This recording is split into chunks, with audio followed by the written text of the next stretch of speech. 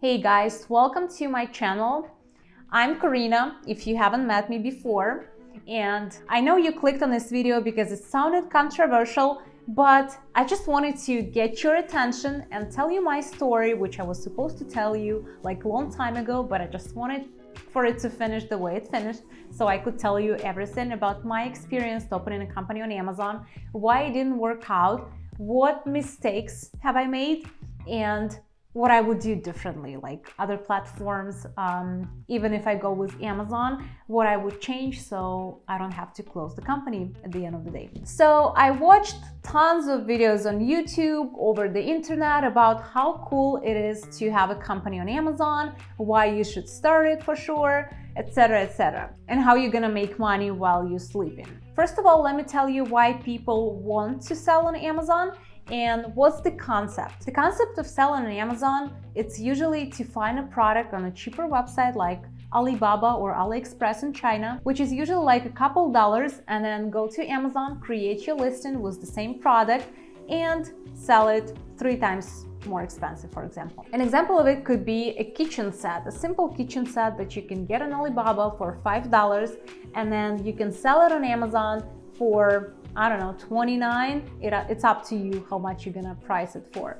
But you can see the margin looks great, everything looks cool, it's so easy. People like Amazon because it's like a huge marketplace, so you don't have to pay anyone to promote it, only like if you promote it on Amazon itself. Otherwise, like lots of people go to Amazon, they shop, they're gonna see your product. I personally love Amazon as a shopper, as a buyer. It's like my favorite website. I order like everything from there that I can because the customer service is great for buyers.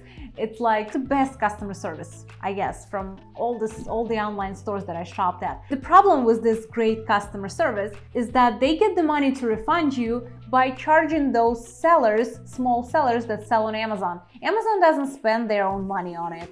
So, but let me tell you about that later. Another thing why people want to sell on Amazon is the FBA warehouse, which helps people to ship their products directly from China to Amazon warehouse, so they don't have to do any packaging.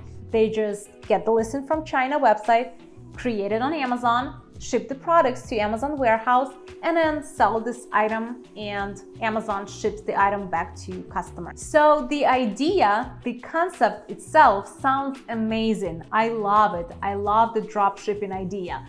But in reality, it doesn't really work that easy nowadays. Maybe it did work so great when people just started selling on Amazon back in 2016 or whenever that happened. But right now, Amazon is such a busy marketplace. It's so competitive that it's almost impossible to get your product on top if you don't have good reviews, if you don't have like a competitive price, great photos and videos of your listing, etc. So I wanted to record this video and tell you my story and what mistakes I've made and why you shouldn't start selling on Amazon. Even if you do start selling on Amazon, you don't make the same mistakes I did and you won't have to sell or close your company at the end of the day. Well, after reading all this information about Amazon back in 2021, I was like, okay, let's do it. I went to Udemy. It's an online marketplace for lots of cool courses on different topics. So I found the best-selling course about selling on Amazon with FBA for beginners. The course, by the way, is like super great. If you're planning to start selling on Amazon, you need to watch this course for sure. It was like super helpful. So if you want it, just let me know in the comments below and I'll send you a link of it. But otherwise, continue watching this video. So the course was very long, like 24 hours long or maybe more. So I actually I spent lots of time watching this course and then doing like all the exercises that I had to from that course to register a company, find the product in China, how to ship it here, how to create the listing, blah, blah, blah. So it's like, it's long, but it's worth it. The course recommended to start with one product to test it, which I didn't listen. I found 5 products that I ordered from China.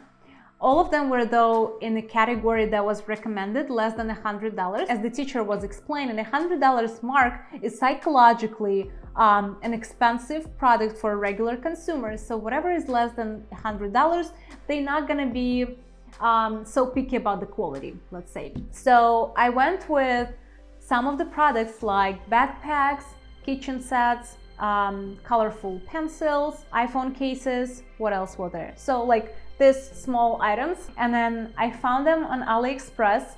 I shipped them back here. The amount that I ordered them for was $5,000 or so, which is like lots of money. And this course says that you need to try first, see the quality, see how it sells, and then order a bunch. But I didn't listen, and that was my first mistake. A lesson from this part of the story. When you find the product, get a sample, test it, test the quality, test how it's gonna sell, test, like, boost this item, maybe on different social media as well. See how people react, see if it's gonna sell. Only after that, order a bunch and start going wild with this product. In my case, it didn't really work. The listings didn't really work, even though they had like good pictures, description, etc., etc. We even got like a few reviews from our friends that would ship them items for free.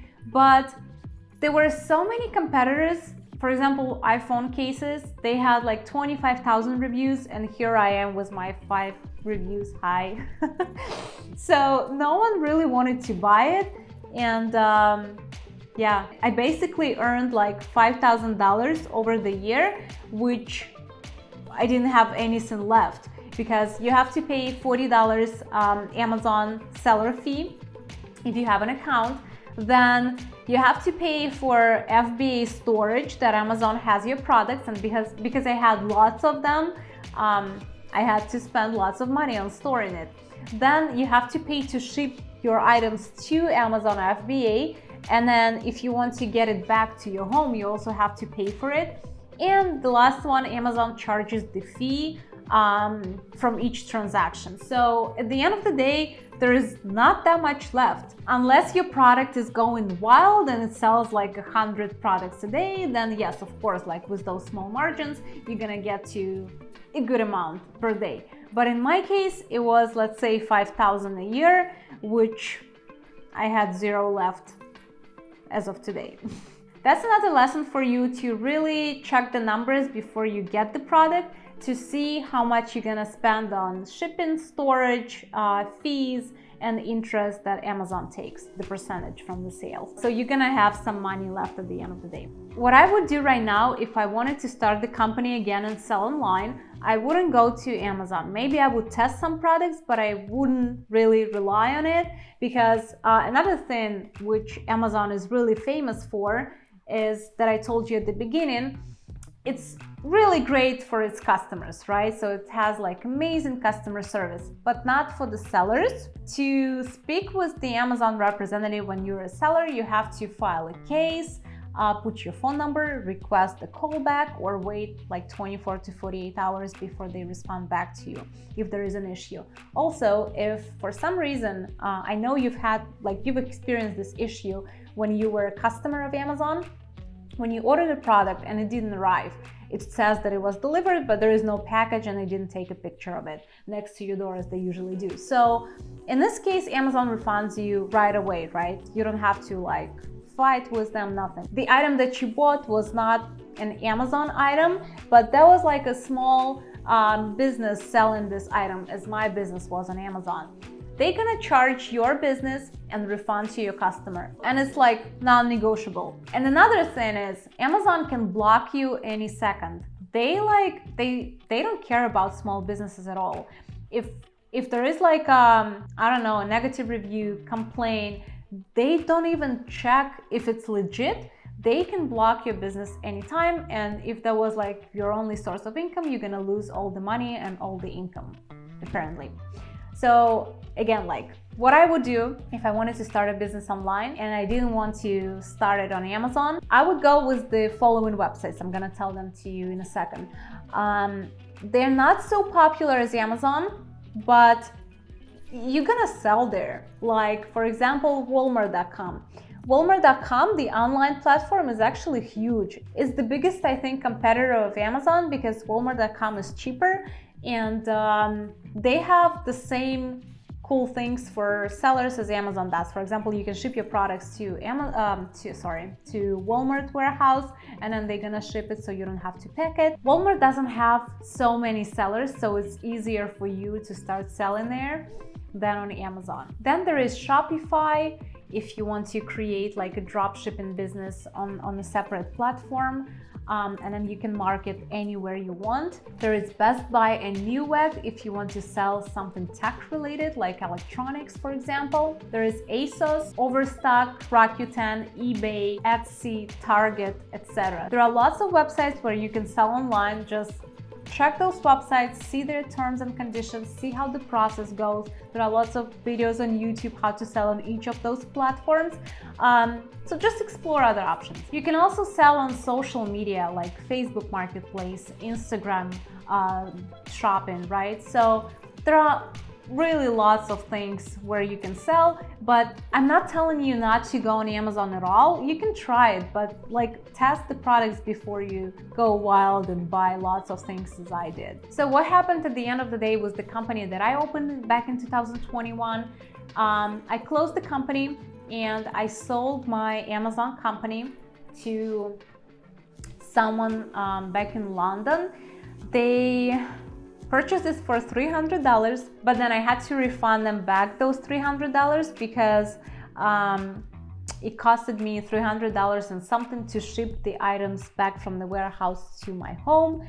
So I actually got into minus. I didn't get any money out of this company, but I didn't want to just close it because I could sell it and at least get my money back for shipping. If you're wondering how to sell your company, like your Amazon company, just go to Google and type sell my Amazon business, sell my Amazon company, and there's going to be lots of websites who buy your company and then they sell it to their customers or something. So it's definitely cheaper than you could sell it directly to the customer, but it's easier and faster if you don't want to spend time on negotiating, etc. So these are my recommendations solely based on my experience. I know I've made lots of mistakes, so I wanted you guys to see this video and understand what those mistakes are. Maybe you're not gonna make them if you're gonna go with Amazon eventually. So yeah, let me know if you have any comments, any questions, comment down below. I'll be happy to respond back to you, share any information you need. I'll be happy to share the course if you need it, just let me know. And please hit the like button if the content was helpful for you. You're gonna help me promote my channel by this, and you're gonna help me to promote this video so more people will see it and hopefully don't make these mistakes. Otherwise, subscribe to this channel if you haven't already so you don't miss the next videos, and I'll see you in the next video later. Thank you.